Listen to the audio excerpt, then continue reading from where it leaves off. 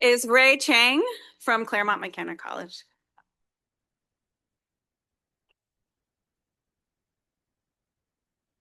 Good morning, everyone, and thank you for the invitation. Got to speak something out of LA. So I moved down to Claremont McKenna in July, and before that, I was working at University of Minnesota, Twin Cities. So today's work, I'm here to presenting a very preliminary research that we just started this summer. So first of all, I would like to probably read out the title. It's quite a lot.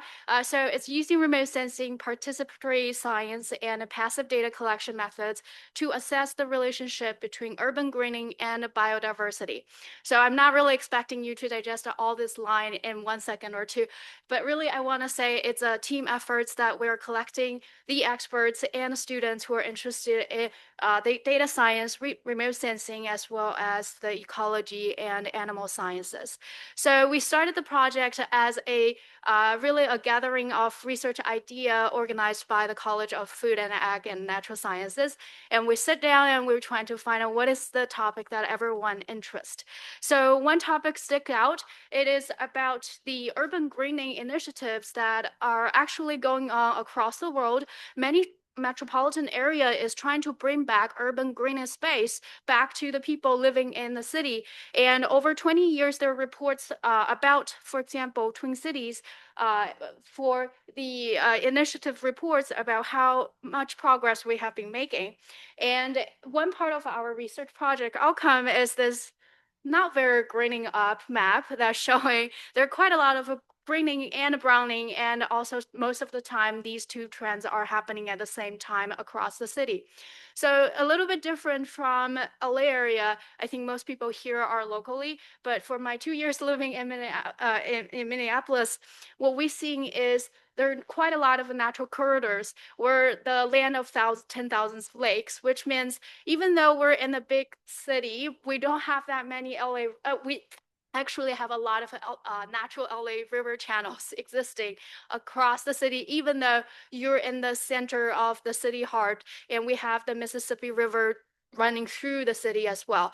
So it's very interesting to see that even though there are quite a lot of active initiative trying to build up the green space, but the actual greening trend is not that observable from the satellite. So at the same time, from the animal science perspective, we also noticed that quite a lot of animals are coming back to the urban area. For example, we see quite a lot of about turkeys are just wandering across the street and living in your neighborhoods. And at the same time, we will also notice the territory kind of nature of coyotes, that you will see quite a big of the area that per coyote could live in across the city actually. So that map covers the big Twin Cities area, and there are 11 coyotes that are occupying the space. So with all these observation of reappearing or the increasing appearance of the natural of the wild animals, what we set down is we want to really look back down at this food web. So if we're increasing the urban green spaces, there will be some consequences or benefits that involved with it. And as we are getting the change in the vegetation, which means we're feeding the animals that are relying on the green spaces, and then the food web will grow and will have the consequences or the impacts along the way. So with our experts really representing the different level of these parts of the food web, we want to see have we noticed any trends in the past, and can we predict the future for the urban ecology. So this is our timeline. What we have here is that we really want to tracking the past since 2005. That's where the satellite data are mostly available, that we could have a good track record in terms of the greening. And we also want to utilize the citizen science projects, for example, eBird and iNaturalist, so that we can track any reporting in terms of the animal sites. And in this summer, we started the field data collection, and we deploy sensors such as sound sensors and also animal camera trackers. And we also did some bee sampling, and we want to monitor or at least build a baseline. What is the current status of these animals within the city area? And if we can get funded for future projects, then we can track the future as well. So this is our project's baseline. We were not able to sample the animals everywhere in the metropolitan area. Instead, we actually set up some field sites. We first divided the metropolitan area into three levels. So in the center of the city, that's the urbanized area, and then slightly outside of the urban area, we call it suburban, and then right outside the area, it's rural area. So distance-wise, I've personally feel like it's quite a similar size as LA, but you get to the rural area much faster if you compare to the LA metropolitan area. And these little red circles are our field sites. What we did, first we have a camera trap monitoring of mammalian species. So these are the cameras that are set up and it will be activated when there is active motion detected, and we recorded for about 31 days. And once the camera came back, we uploaded the data into Google AI Cloud, and this is purely a computer vision projects and to detect what are the animal appeared in the images, and also can we classify the how many appearance per animal. So even though I'm showing here a deer and a coyote, but it doesn't mean that a coyote actually one of the most popular one. I apologize the small figure at the bottom, but the most identified species is actually white-tailed deer. It actually makes sense for me if I go out in the park in my neighborhoods. I could see a group of them every day. Like there's guaranteed observation if I want to show my family and friends. And then the next is a raccoon, and it's all of a sudden you're looking at those smaller mammals. There are about 15,000 pictures that we already identified, but because we're only working with the undergrads at this point, we don't really have quite a lot of progress in terms of the future or the next step yet. In addition, we also have the passive acoustic monitoring for avian species. So there are the paired sensor just right next to where the cameras were located, and we record the sound, and also we detect what are the birds that making those sounds. So there are quite a lot of different types, and what we detected here is that we are collecting tens of thousands of sounds just over a month, and we are still ongoing to just make sure what the software telling us that bird is that bird, and also we're going through a second round of data validation. And finally, we have a pollinator survey. So just around those sites, we also put in 50 by 50 meter plots, and we walking across this 50 by 50 meter really in this zigzag way, and then we count what are the floral visitors, bees or butterfly or moth, and also identify what kind of plants that existed there.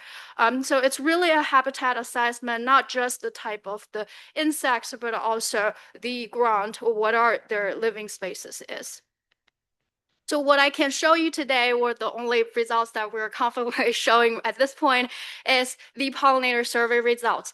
And these three bars are representing these three different categories of the green space: rural area, suburban area, and urban area. And what we're really showing is there's not much difference at this point to show. It's just maybe the urban area has a little bit spread in terms of what kind of the floral visitors we have. So this is the unique species. All right, so it does not mean the total number of the insects, but rather than say how many types of floral visitors per site we have, per type of the sites we have.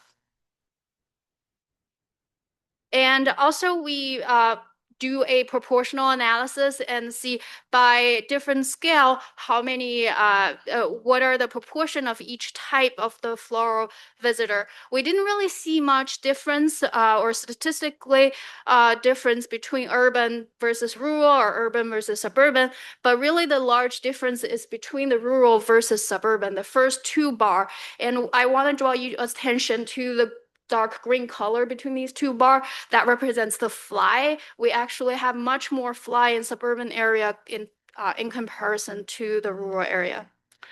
So in conclusion, we use Landsat data, the remote sensing data, trying to show there are a wide range of greening versus and the browning trend, and it's not very consistent. None of the locations are very consistent, and we have collected a huge amount of data, but unfortunately, as a seed project, we're only able to afford one undergrads in total. So it's quite a lot of time-consuming thing to analyze all sort of the data while we only hired graduate undergrads say, can you code?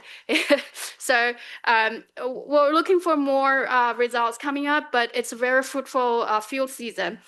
In average, we're looking for more presence of wildlife in the rural sites, but it's not always statistically consistent. We're really now trying to doubting ourselves. Did we pick the sites correctly? Do we want to redefine how we are going to collect our field sites? So it's really a future direction is that I'm a remote sensing scientist. For me, using the EVI to track greenness is really not always a perfect method, especially in the Twin Cities area during the peak summer, the color is just so green, and this index tends to be saturated. You don't really see the subtle change in terms of greenness while you're already super green. So other more advanced remote sensing techniques could be used, and we are also want to compare the trends in terms of using all these different methodology, larger mammals, insects, and also birds. And we also want to redefine our field work if we can get funded in the future. And hopefully we can build networks with folks here and also from other regions that's doing similar study. But we're really excited for this collaborative efforts from different perspective of the urban food web. And with that, thank you so much.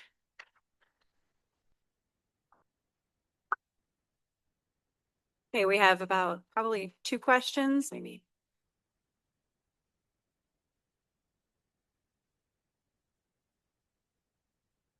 Are you just looking at this really interesting data?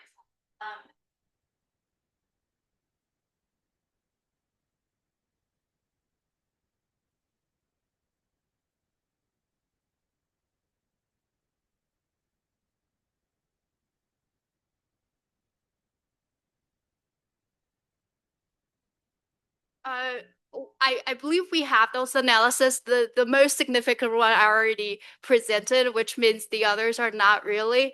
And we are trying to find out why that is the case, because in the Twin Cities area, when you switch from the urban to the rural area, that change is actually very sharp. So the suburban is a little bit merged in between.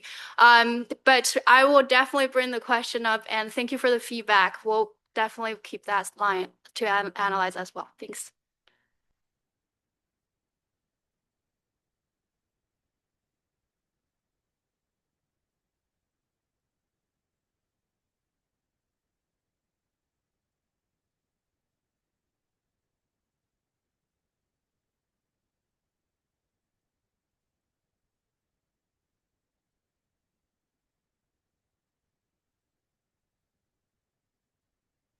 Yes, definitely.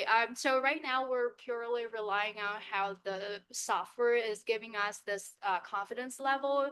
So we're expecting that from the urban area, the confidence level will probably not be as high as the rural area where you don't have much traffic noise. So most of the data, first of all, we are not collecting during mid of the day. We're collecting relatively quieter part of the day, early morning or when the sun sets down. And we actually apply the second layer of validation just to also including for the